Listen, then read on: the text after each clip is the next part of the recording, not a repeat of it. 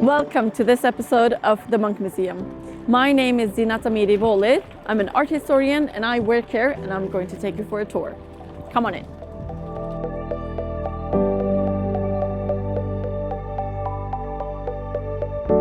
Welcome to the Munch Museum. We are so pleased to have you here. Here you can see the art of Edvard Munch, Norway's most famous painter. But what made him so great? What made him so special? That's what we're going to talk about right now. So here we see a young Edvard Munch, very young, 19 years old. Edvard Munch was born in 1863 in Løten, Hedmark. He was a very sick child. Actually, his parents thought he was going to die the same day he was born because he was so weak. But luckily, he survived. But his childhood was riddled with illness, so much that he was bedridden. Edvard Munch experienced many things as a young boy. First of all, he lost his mother at the tender age of 5 to tuberculosis, and he was homeschooled. He was raised by his aunt, Aunt Karen, the sister of his mother, who raised all of these children. There were several children in the picture in this family. His father, Christian, was a military doctor who worked at Akershus Fortress, who was very busy. And Edvard Munch was left to his own devices, drawing and reading, having a good time with his aunt. But when he's 17 years old, Edvard Munch decides that he wants to become a painter, and he writes this down. His father, of course, is not that satisfied with this. He wants him to become an architect or an engineer, use his drawing skills to something. But Edvard Munch says, no, painting is the way to go. And did he know that he would become Norway's most famous painter? I don't know, but he was very ambitious. Edvard Munch is one of those artists who will receive lots of stipend to go abroad to Paris to paint. He learns how to paint there. He also painted in Christiania, the name of old Oslo before, and he knows how to paint realistically, which was the tradition of the time to paint, such as we see here. We see a young Edvard Munch, kind of arrogant, looking at us from the side, but nonetheless in the tradition of the time. But he really takes a step back from that tradition. He's a part of this friend group or artistic group called the Christiania Bohemians. And the Christiania Bohemians believed in free love and all the unconventional love settings outside of the norms of that society in Christiania of that time. And the leader of this group, Hans Jäger, he said, draw on your life, paint your life. That's going to make the art more interesting. And that's exactly what Edvard Munch does. He takes his own experiences from his own life, goes inside, delves into those emotions, and tries to put it onto the canvas. What an endeavor. And that's what we get to see. We get to see people react to the art of Edvard Munch, and both loving it and hating it. In this exhibition called Edvard Munch Infinite, I will take you through it and pick out a couple of paintings that I find interesting. And it will tell you a story about how Edvard Munch became Norway's most well-known painter. So, come along.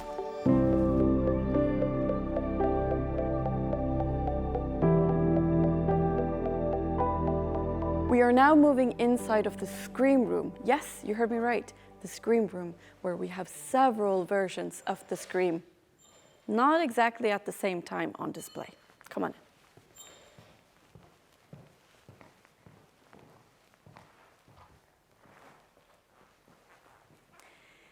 In this room, you can see 3 different versions of the Scream. As I mentioned, not at the same time.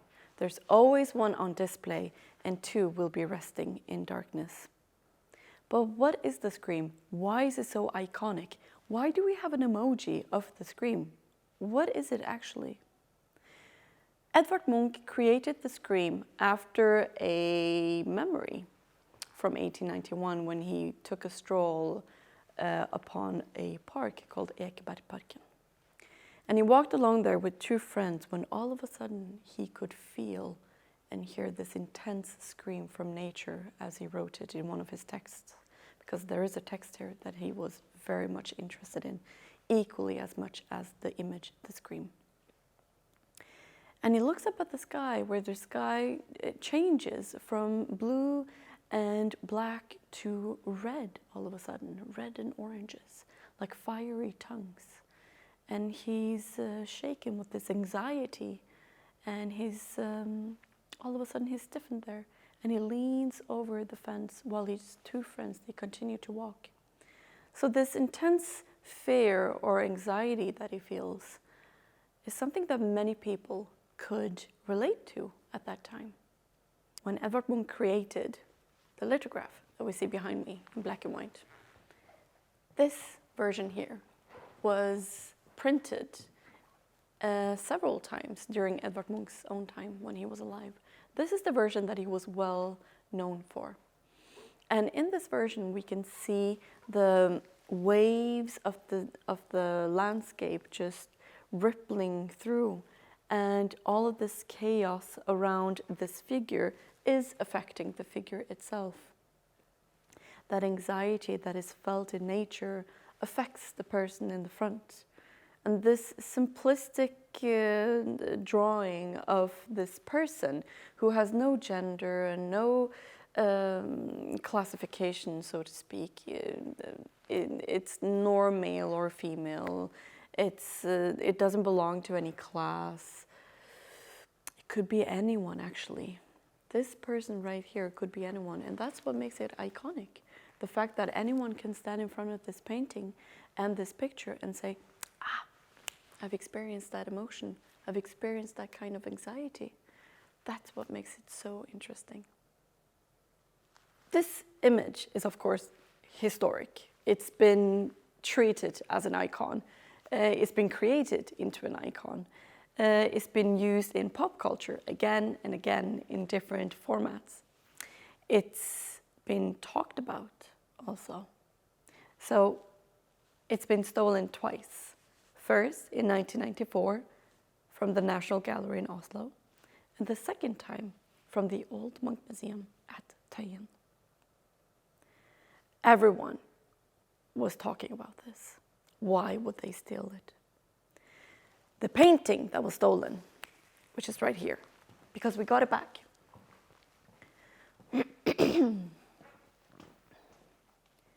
This painting, which was stolen from the old Munch Museum at Tøyen in 2004, we received it back. We found it again, luckily, in 2006 with the police's help. When we got it back, we saw that the damage was done, because all of the different versions of the scream, all of them, are created either on cardboard or paper, not on canvas. And that makes it very difficult to take care of it. And then we saw the damages that were done to the painting. For example, over here we see a water damage, a triangle at the end to the right. And then going up, you can see the red in the sky has slowly become dark over the years. So it's become darker over the years because of light exposure. And light exposure affects the pigments over time. In addition to that, you can see the yellow in the sky has turned gray over time. Irredeemable damages. Not only that, but we can also see scratches onto the painting. You can see it on the elbow of the scream figure. You can see behind the scream figure going up towards the two other people. And then, of course, on the sides of the canvas or the cardboard itself, you can see that it's been really affected and squished in. This makes it very difficult for us to actually take care of this painting, and that is why we have 3 different versions in here. We know that people want to see this particular scream painting, so we always have one on display. So this version is shown, but not as often as the other ones. But the other ones are equally interesting, because we can see how Edvard Munch really explores with the canvas. How can I convey this emotion as well as I can? How can I try to define this emotion? How can I try to tell a story here? So with the lithograph, you can see with the lines, and here's the color that's interesting. And in my opinion, the drawing, which is on this side, It's the composition that's interesting. So this is not a painting, this is a drawing. And with this one, you can really see that Edvard Munch's idea of the scream is coming together. What do I want to tell? How big is this figure supposed to be? It's so interesting to see Edvard Munch explore with the same painting or the same image in different formats, such as this one. So either way, whenever you come to Oslo, whenever you come to the Munch Museum and you come into the screen room, you will be amazed either way, because you will always see something new. And every half hour, it changes. An exciting time, if you ask me.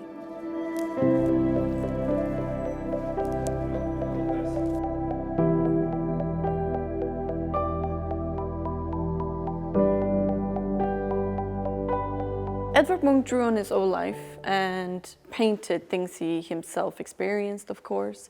And he also delved into what the human experience is. Love, death, illnesses, all of those different things. This painting right behind me, this is from 1895. But the first version that he did of this is from 1893. And it was first titled Love and Pain. And of course, immediately when I say love and pain, we see the love and pain, right? We can see the love in the warm embrace of the woman hugging the man.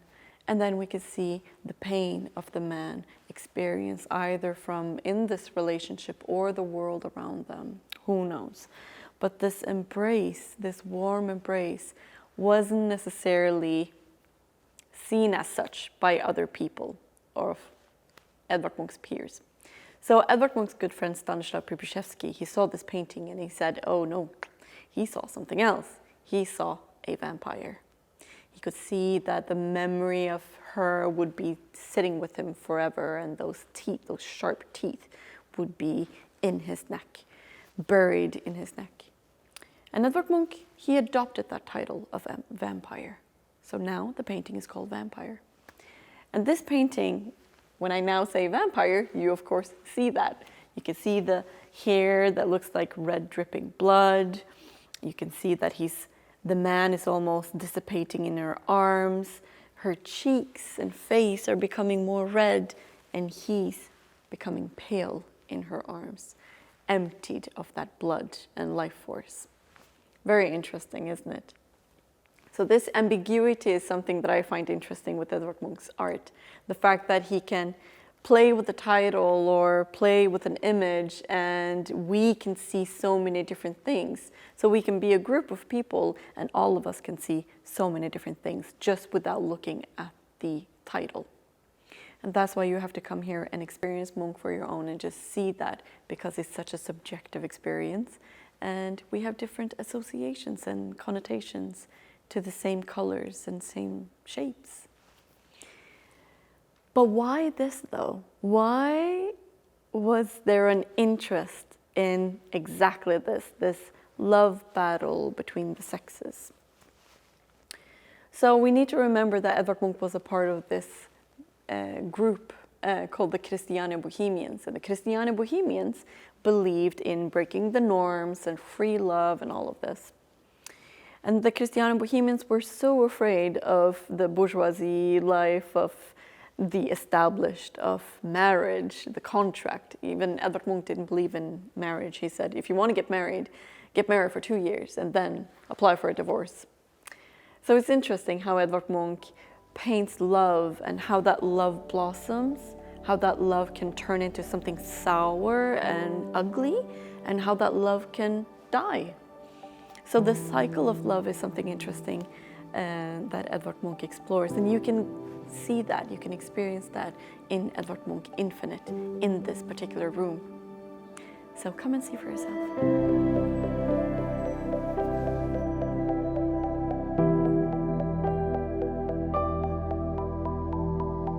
So we do know that Edvard Munch, he painted a lot of different emotions, but also stories and allegories and everything drawn from history and myths.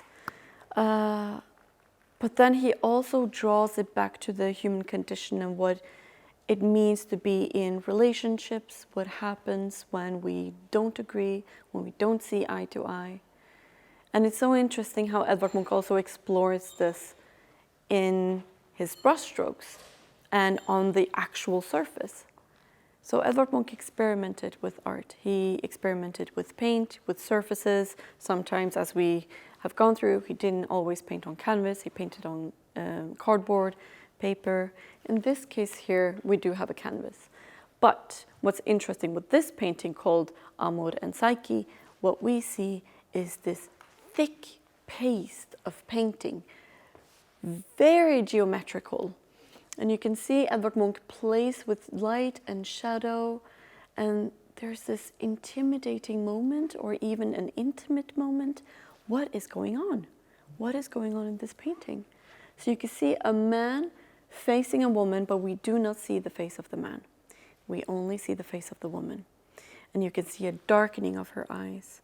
But that darkening, is she frightened, or is she so in love that she cannot see anything else? There's an ambiguity to this painting as well, which is interesting. So when you walk along this wall in particular, you can see how Edvard Munch experimented with the surface. Furthermore, we have separation, where we see a woman who is looking out on the horizon, dressed in white. And we can see her blonde hair clinging onto this man, this poor man who is facing something that looks like a forest. And then there's this beautiful red tree that is red connecting to him. So, of course, he's heartbroken. This is the potential of what could have been in a relationship. A woman dressed in white, the innocent woman who decided not to go into this relationship with this man, and the consequences of this man who was then sitting there with the idea of a woman who could have been his. In this case, you can see the rawness of the painting. There's a raw, tender moment where you can see the paint that has flaked off the canvas. You can see the canvas itself. You can see that this has been roughly treated. You can see water damages to this. I mean, it's atrocious what this painting has gone through. And there was this theory, did Edvard Munch do this on purpose or not? There was this theory that he had this so-called horse cure, that he exposed his painting to all kinds of light and weather, and that would improve the paintings. And then there's another theory that says, no, he was just lazy and he just left the paintings outside. Either way, he was an artist who loved to experiment both with painting, brushstrokes, surface areas. I mean, he did experiment very much so, but to what extent? We're going to another room where you can see another form of this experimentation, and you're gonna love it.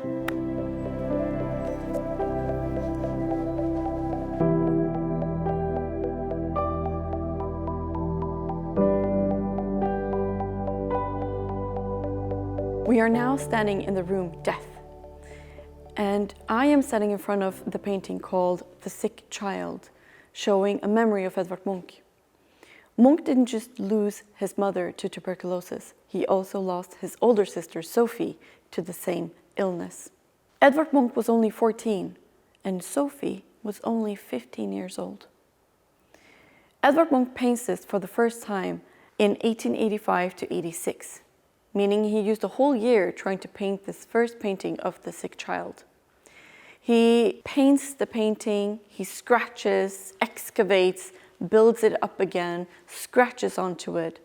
Actually, he said that the painting was as heavy as lead, which is actually quite telling, considering the idea that he's trying to tell us a story of grief. This version that is behind me here is my favorite. This is the 6th version, meaning the last version of The Sick Child that Edvard Munch ever created. This is from 1927.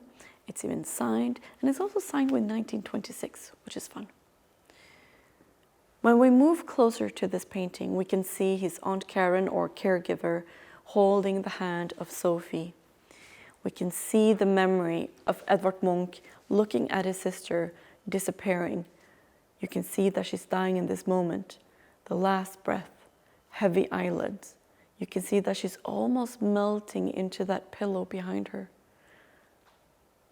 Her hair is thin and it looks like blood. And the greens of this can, you can have different connotations to the green, but there's a sense of illness in this painting, that there's a sickness that is killing this young girl. This era, or this time, was called the pillow era in Norwegian painting. This was not uncommon. This was actually quite normal. This is what people painted. So people painted young girls and boys dying from tuberculosis, among other illnesses. So people reacted to this painting not because of the motif and what he's painting, it's how he's painting that Edvard Munch is criticized for. He's criticized for the brushstrokes, that they're very apparent, that it looked messy, the color scheme, the fact that the first painting that he did from 85 to 86, it looks very blurry. But Edvard Munch is trying to tell us a story of his grief, of his subjective experience of losing his sister. So of course, it makes sense that he sort of takes from the impressionistic tradition of telling a story of how he experienced it, his subjective experience. So from his eyes, from his point of view, he's of course crying. So there's this veil of tears that is affecting us watching the painting or his sister die. But in this painting that Edvard Munch did, this is more geometrical. You can see the brushstrokes up and down from side to side. He's very present as a painter. What I find most interesting with this painting is her face. You can see that she is just dissipating, dissolving into that white pillow behind her. Edvard Munch wasn't only a painter, he was a brilliant printmaker. And he also printed The Sick Child from 1896. So not only does he revisit this memory in painting and drawings, he also tries to explore the theme through his prints. And in this case, there are other details that is coming up to the surface here. So you can see, of course, that there's a strong red line here. You can also see her eyes that look heavy. You can see the hair that is thin, that is clinging onto the pillow. And other than that, there aren't many details. But it's a very interesting study, an interesting way of exploring the theme of grief in another format.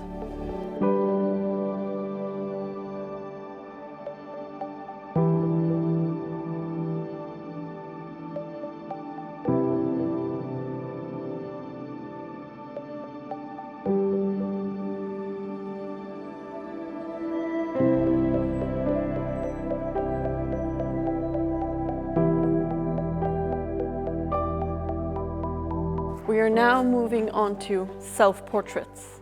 And in this case, we are going to visit the last self-portraits of Edvard Munch, between the clock and the bed. This self-portrait by Edvard Munch was painted between approximately 42 to 43. And we can see that Edvard Munch paints himself very differently in this case.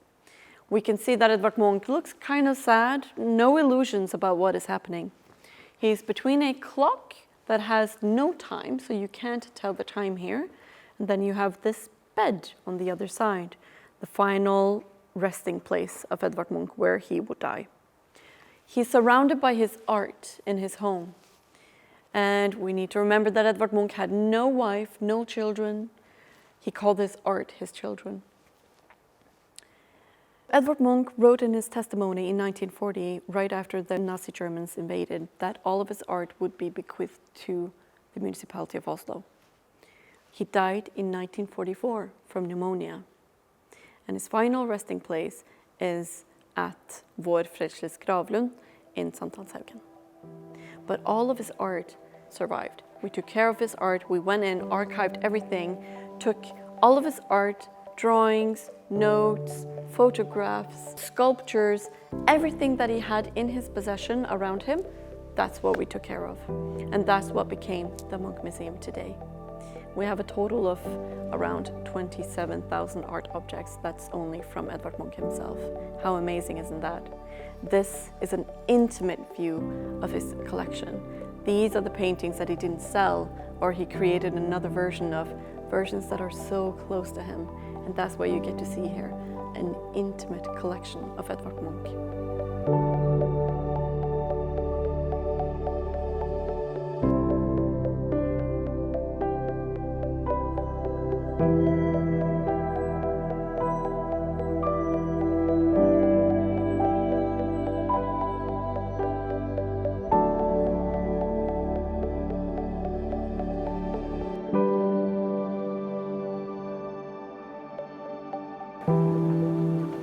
We are now moving away from Edvard Munch Infinite and going into Edvard Munch Monumental.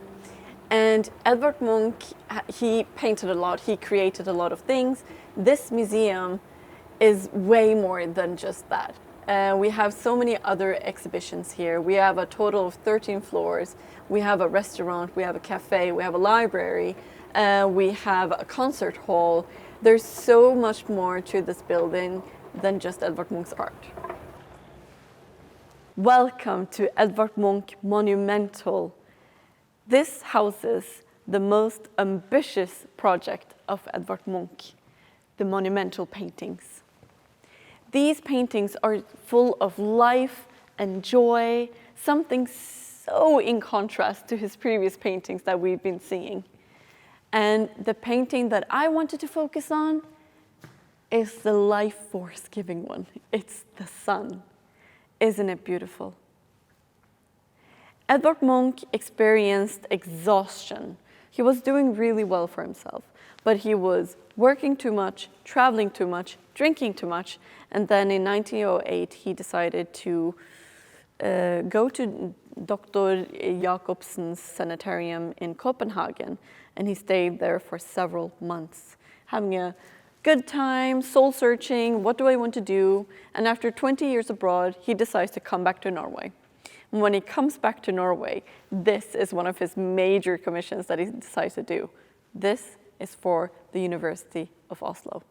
So the University of Oslo is turning 100 years old, and they want a Norwegian artist to actually paint their walls in celebration of that. Edvard Munch, he starts with another painting called The Human Mountain Towards the Light.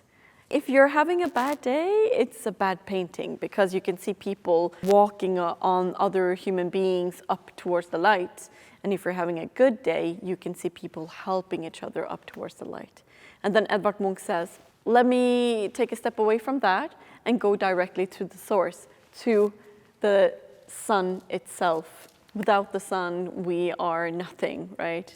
The sun is what unites us, and this is reminiscent of a warm summer day when we are relaxing and taking in the sun, basking in the sunlight, lazy, just really taking it slow on a warm summer day.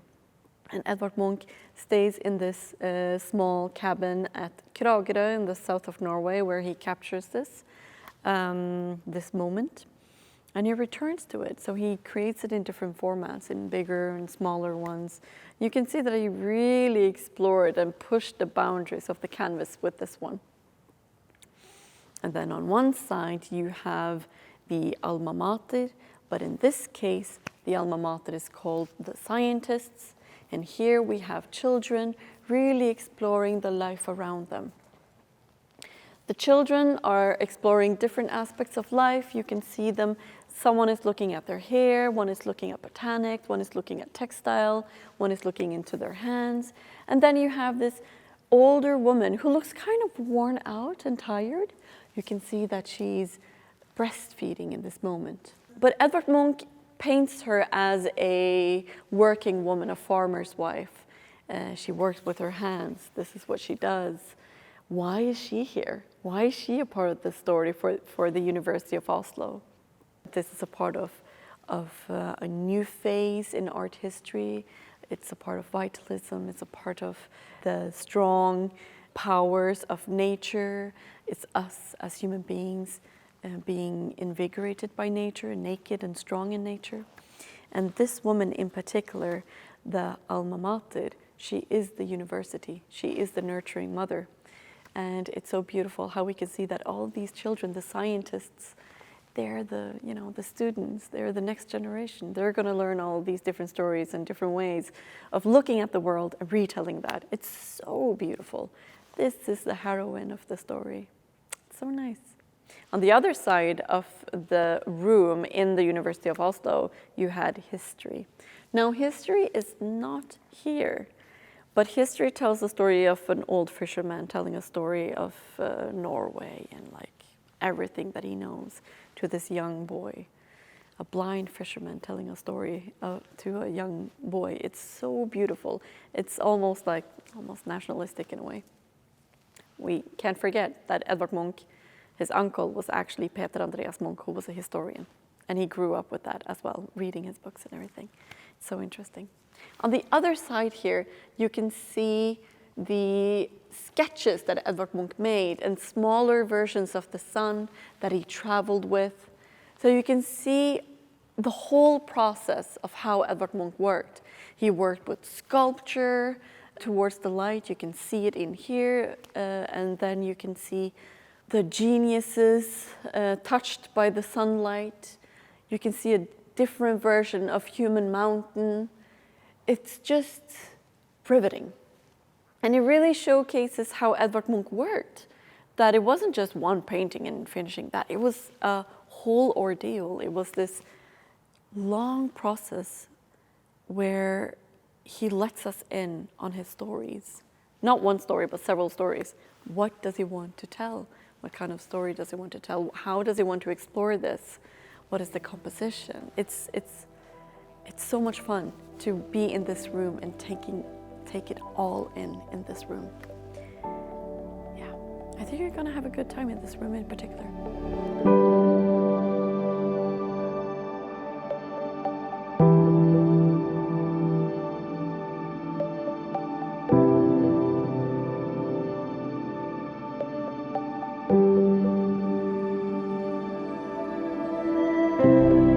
Edvard Munch became so famous that he received the King's Medal when he was alive. He was well known.